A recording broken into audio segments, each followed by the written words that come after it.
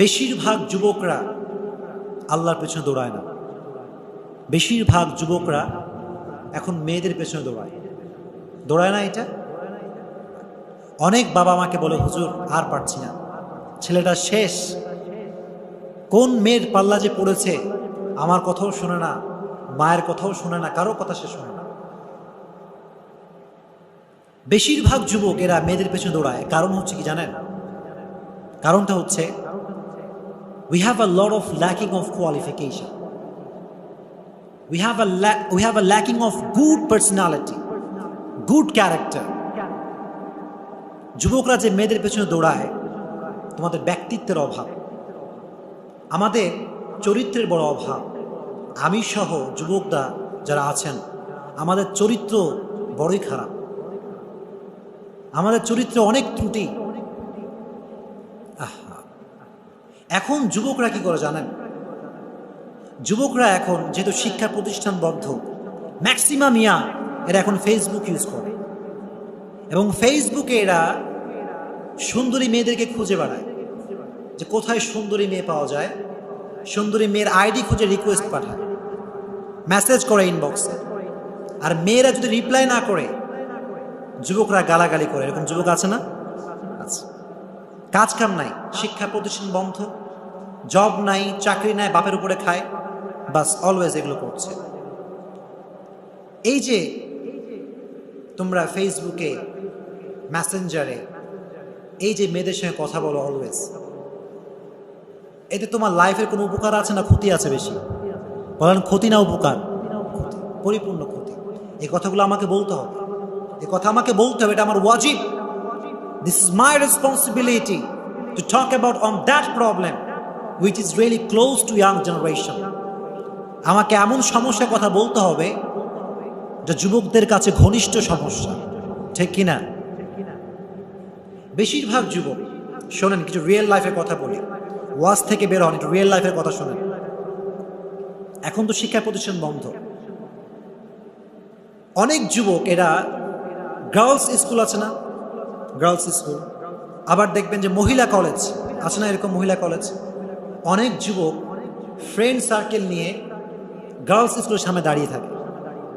সত্যি বলছি, লিখে রাখেন, দেখবেন কেন দাঁড়িয়ে থাকে। সুন্দরী মেয়ে দেখবে, সে অপেক্ষায় দাঁড়িয়ে থাকে। মহিলা কলেজের সামনে অনেক যুবক দাঁড়িয়ে থাকে, আমি দেখেছি। আমাকে অনেকে বলেছে, হুজুর দেখেন, ম্যাডামরা আমাকে বলেছে, হুজুর দেখেন এখানে আমরা মেয়েদেরকে পড়াই যে সব দাঁড়ায় থাকে কেন, ছুটি হলেই এই মেয়েদেরকে এরকম ডিস্টার্ব করবে।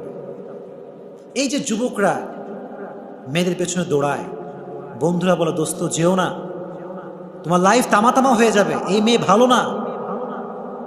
যুবক বোঝেই না, যুবক totally mad, totally mentally sick.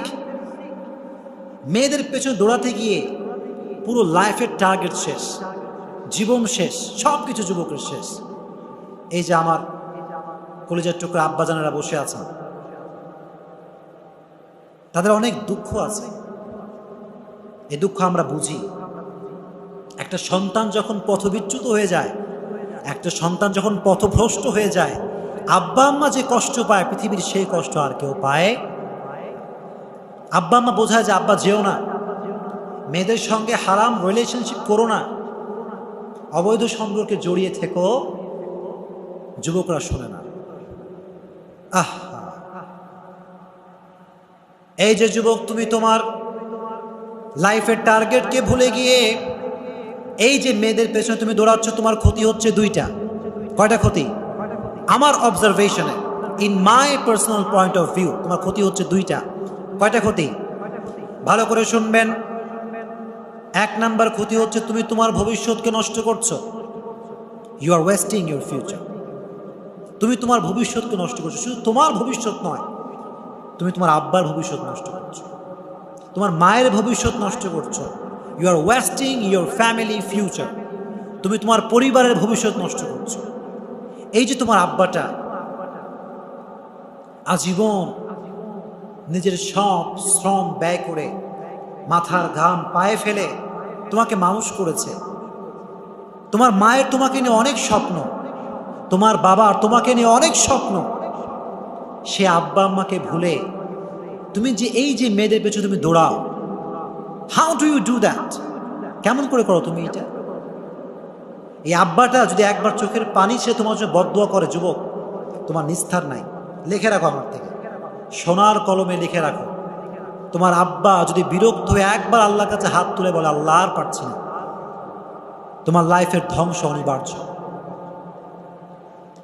এজন্য প্রথম ক্ষতি হচ্ছে তুমি তোমার ভবিষ্যৎ নষ্ট করছো, তুমি তোমার পরিবারের ভবিষ্যৎ নষ্ট করছো।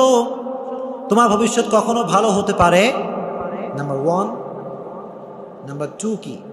নাম্বার টু হচ্ছে এই যে তুমি যে মেয়ের সঙ্গে খারাপ কাজে জড়িত হচ্ছ, আপনার কি রাগ করছেন আমার উপরে? রাগ করছেন? বলতে হবে, আমাকে বলতে হবে। আপনি আমাকে মারলেও বলবো, কাটলেও বলবো, আমাকে বলতে হবে এটা। তুমি যে মেয়েটার সঙ্গে এত তোমার প্রেম, আব্বাকে ভুলে, মাকে ভুলে, তোমার ফিউচার প্ল্যান ভুলে গিয়ে বিশ্বাস করো ওই মেয়ের সঙ্গে তোমার বিবাহ হবে না। এখন কেউ বলবে হুজুর অনেক সময় ফেসবুকে দেখতে পাই 10 বছরের প্রেমের মিলন হয়ে গেল, 5 বছর প্রেম করলো এবার বিয়ে হয়ে গেল, এরকম হয় না? শোনেন, এক্সেপশন, এটা এক্সেপশনাল, এটা মাঝে মাঝে হয়, but exceptional is not acceptable in our society. Maximum time what happens, that is acceptable in our society. যেটা মাঝে মাঝে হয় এটা সমাজে গ্রহণযোগ্য নয়। যেটা অলওয়েজ ঘটে, যেটা সব সময় ঘটে, যেটা ম্যাক্সিমাম টাইম ঘটে, এটা আমাদের সমাজে গ্রহণযোগ্য। সন্দেহ আছে কোনো? সন্দেহ আছে কোনো? এখন এই যে যুবকরা মেয়ের পেছনে পড়ে ফিউচার শেষ, আব্বা আম্মার সঙ্গে সম্পর্ক শেষ, পরিবারের সঙ্গে সম্পর্ক টোটালি শেষ, কিন্তু এই যুবকটা যে আমও হারাচ্ছে, ছালাও হারাচ্ছে, এর খবর যুবকের। কেন তুমি পাবা না ওই মেয়েকে? কারণ হচ্ছে বর্তমান সমাজে বাবা যারা আছেন, মেয়ের বিয়ে দেওয়ার সময় আপনি কি ছেলের চেহারা দেখেন নাকি জব দেখেন? সত্যি বলবেন, জব দেখেন। আমি কি মিথ্যা বলছি কোনো কথা? বানিয়ে বলছি কোনো কথা? একটা বাবা অ্যাজ এ ফাদার, আমিও এরকমই দেখব যে ছেলের টাকা পয়সা আছে কিনা, ধন সম্পদ আছে কিনা, কোয়ালিফিকেশন আছে কিনা, শিক্ষিত কিনা। এই যে যুবকটা যে প্রেম করছে, এর তো ফিউচার প্ল্যান নাই, ভবিষ্যৎ প্ল্যান নাই, এই জন্য সে কোয়ালিফিকেশন অর্জন করতে পারে নাই, ভালো একটা জব সে অ্যাচিভ করতে পারে নাই। তো যখন প্রেম করতে করতে একটা দীর্ঘ লম্বা সময় অতিক্রম করছে, আর যখন বিয়ের সময় আসছে, তখন মেয়ে বলছে বাবা আমার তো প্রপোজাল আসতেই আছে, আমাকে এখনই বিয়ে করতে হবে, প্রপোজাল পাঠাও আমার বাবার কাছে। তখন বাবা বলছে কি ব্যাপার মা, এই ছেলে তো বেকার, এর তো টাকা নাই, পয়সা নাই, জব নাই, চাকরি বাকরি কিচ্ছু নাই, আমি কেমন করে তোমার বিয়ে তার সঙ্গে দিব? বাস, আব্বা রাজি না। আর মেয়ে বলবে যে ঠিক আছে, আমি আমার বাবার বাধ্য সন্তান, আমার বাবা আমাকে যাই বলবো আমি তাই শুনবো, তোমার কোনো দরকার আমার। বিশ্বাস করো, believe me, it will happen, এটা হবে। এই জন্য মেয়েদের পেছনে দৌড়ে তোমার সময়কে নষ্ট করে দিও না, লাইফটাকে, ফিউচারটাকে নষ্ট করে দিও না। তুমি এমন কাজ করো, রাগ করবে না, এমন কাজ তুমি করো যেন তোমাকে মেয়েদের পেছনে দৌড়াতে না হয়, বরং মেয়ের বাবারা যেন তোমার পেছনে দৌড়ায় যা এত সুন্দর মেয়ের সঙ্গে আমি আমার মেয়েকে বিবাহ দিতে চাই, ছেলের সাথে, তাই না? এরকম করা দরকার না যে এত সুন্দর ছেলে, তার সাথে আমি আমার মেয়ের বিয়ে দিব। এটা হচ্ছে তোমার করা দরকার। সো এস্টাবলিশ ইউরসেলফ, নিজেকে প্রতিষ্ঠিত করো। এই ভংচং লাইফ আর কয়দিন রে বাবা? নিজের পরিবারের মুখকে উজ্জ্বল করো, পরিবারটাকে প্রতিষ্ঠিত করো। তোমার আব্বার অনেক স্বপ্ন, তোমার আম্মার অনেক স্বপ্ন। এই ফেসবুকে, মেসেঞ্জারে চ্যাটিং করে সময়টা আর নষ্ট করো, এই টিকটক করে সময় নষ্ট করো। Stop, stop man, ponder on it, ponder on life and think about your future and think about your family. থামো, পরিবার নিয়ে ভাবো, নিজের ভবিষ্যৎ নিয়ে ভাবো, নিজের লাইফ নিয়ে ভাবো। তোমাকে সব কিছু অচিরেই মিলিয়ে দিবেন একজন, চিল্লায় বলেন তিনি কে? তো আমাদের কথাগুলো আলহামদুলিল্লাহ যুবকরা শুনে, লক্ষ লক্ষ যুবক আমাদেরকে শুনে, আলহামদুলিল্লাহ।